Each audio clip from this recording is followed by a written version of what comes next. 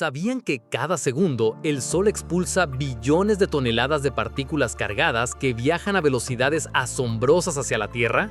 Esta furia cósmica podría despojar a nuestro planeta de su atmósfera y aniquilar la vida si no existiera un escudo invisible que nos protege. Este escudo es ni más ni menos el poderoso campo magnético terrestre, una maravilla dinámica que se genera en el corazón de nuestro mundo. Su existencia es tan vital que sin él, la vida como la conocemos simplemente no podría sostenerse sobre la superficie de la Tierra. Pero, ¿cómo es que este campo invisible logra desviar una energía tan colosal que proviene del espacio? ¿Y qué procesos internos de nuestro planeta son los responsables de mantener activo este gigantesco guardián planetario? Para entenderlo, primero debemos visualizar las amenazas que este campo nos ayuda a evitar, amenazas que viajan desde la inmensidad del espacio. La principal de ellas es el viento solar, una corriente constante de plasma compuesta principalmente por electrones y protones que emana de la corona del Sol. Este plasma solar puede alcanzar velocidades que oscilan entre los 300 y los 800 kilómetros por segundo,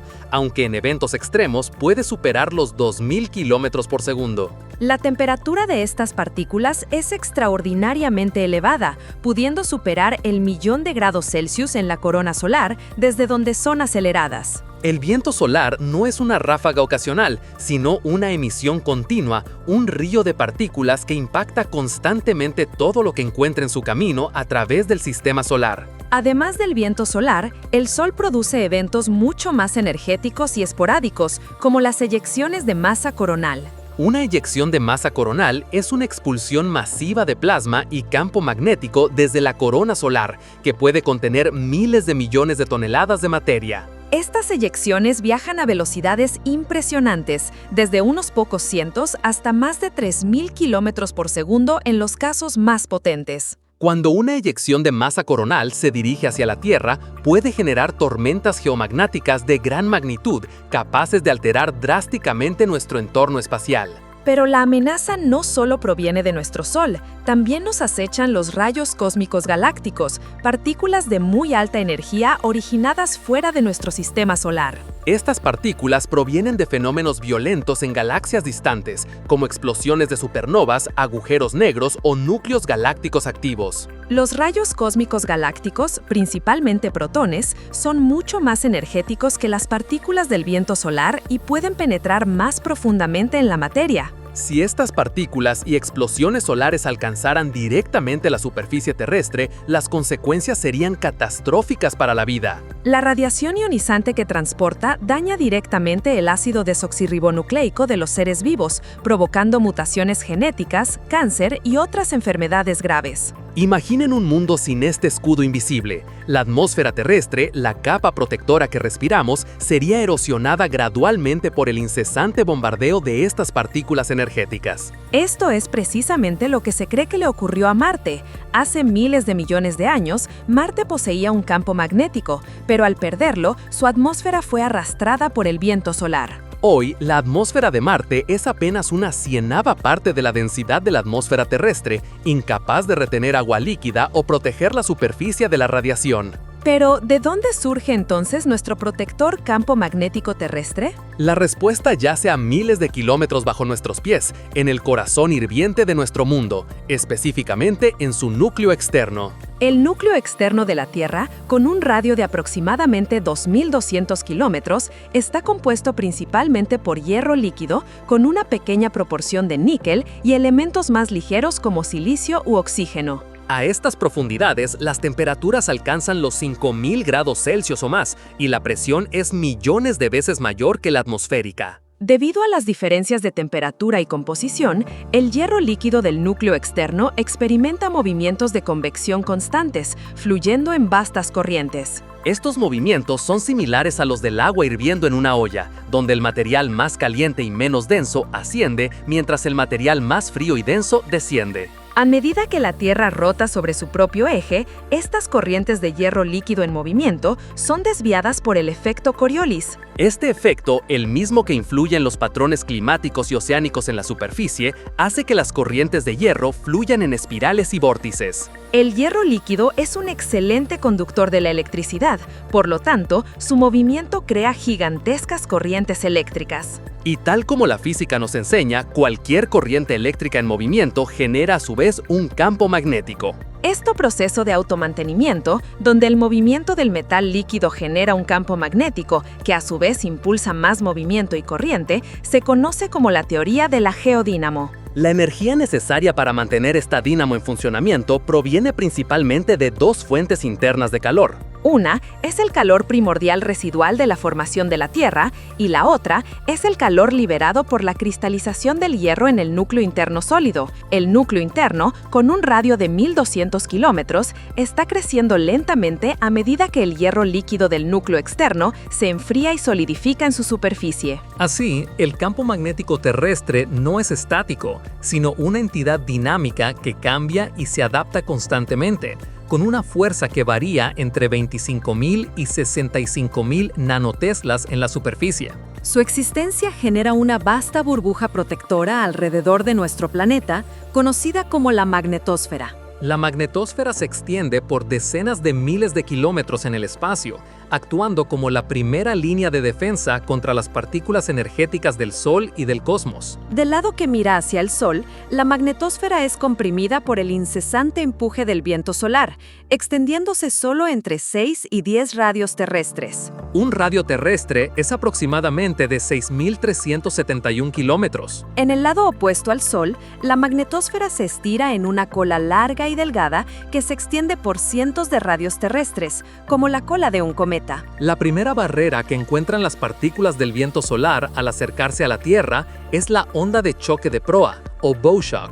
En esta región, el viento solar supersónico se ralentiza bruscamente y se calienta, similar a la onda que se forma delante de un barco que navega rápidamente. Detrás de la onda de choque de proa se encuentra la magnetocapa, una región turbulenta de plasma caliente y comprimido. Más adentro, encontramos la magnetopausa, la frontera real donde la presión del campo magnético terrestre logra equilibrar la presión del viento solar. Es en la magnetopausa donde la mayor parte de las partículas cargadas del Sol son desviadas, forzadas a seguir las líneas de campo magnético que las apartan de la Tierra. Este desvío se rige por la fuerza de Lorentz, un principio fundamental de la física que explica cómo una partícula cargada en movimiento experimenta una fuerza cuando atraviesa un campo magnético. La fuerza de Lorentz es perpendicular tanto a la dirección de la velocidad de la partícula como a la dirección del campo magnético. Esto significa que las partículas no chocan de frente con el campo,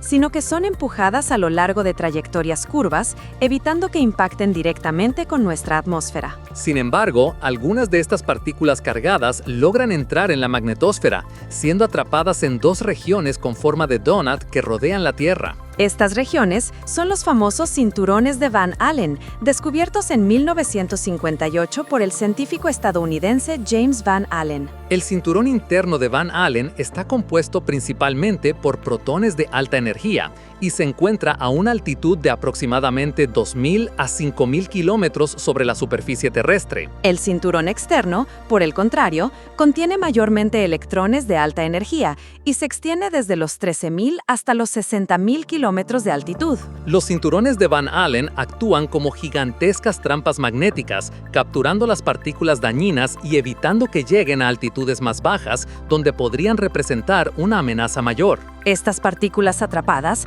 rebotan de un polo magnético al otro a lo largo de las líneas de campo, un viaje que puede durar solo unos pocos segundos. Pero, ¿qué ocurre con las pocas partículas que finalmente logran penetrar la magnetosfera y no son atrapadas en los cinturones? Algunas de ellas son canalizadas por las líneas de campo magnético hacia las regiones polares de la Tierra, donde chocan con los átomos y moléculas de nuestra atmósfera. Estas colisiones excitan los gases atmosféricos, haciendo que emitan luz, un fenómeno celestial que conocemos como auroras boreales en el norte y australes en el sur. Las auroras, con sus cortinas de luz verdes, rojas y azules danzando en el cielo nocturno, son una manifestación visible de esta interacción protectora. El color de la aurora depende del tipo de átomo que es excitado y de la altitud a la que ocurre la colisión. El oxígeno emite luz verde a altitudes más bajas, aproximadamente 100 a 300 kilómetros, y roja a mayores alturas, por encima de los 300 kilómetros. El nitrógeno molecular, por su parte,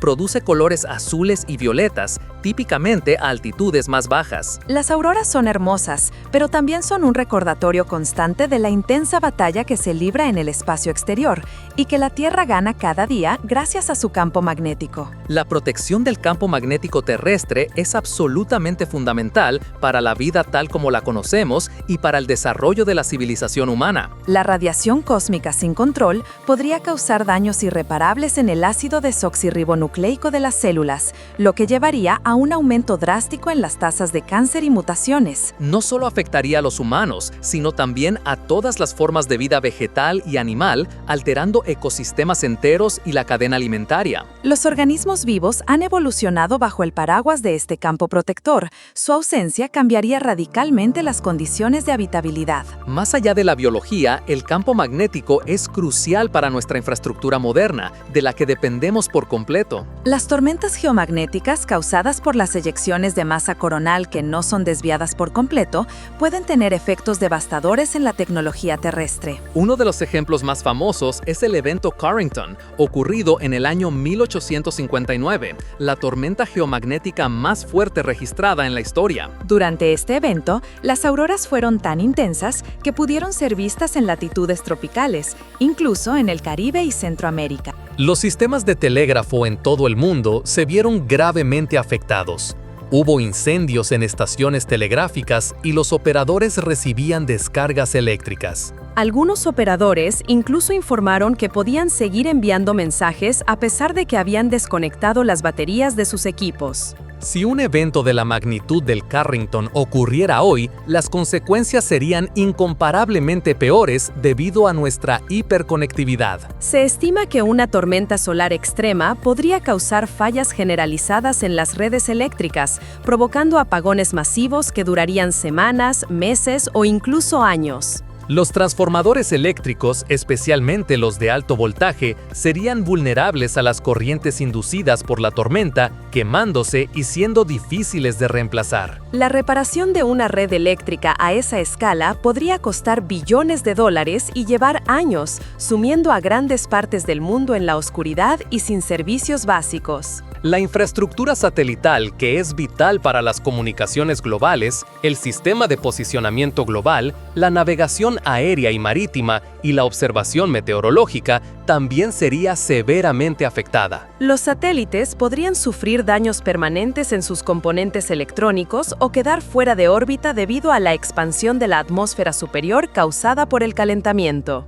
Esto resultaría en una interrupción masiva de servicios que damos por sentado, desde las transacciones bancarias hasta los sistemas de semáforos y los servicios de emergencia. Otro ejemplo más reciente fue el apagón de Quebec en el año 1989, causado por una tormenta solar mucho menos potente que el evento Carrington.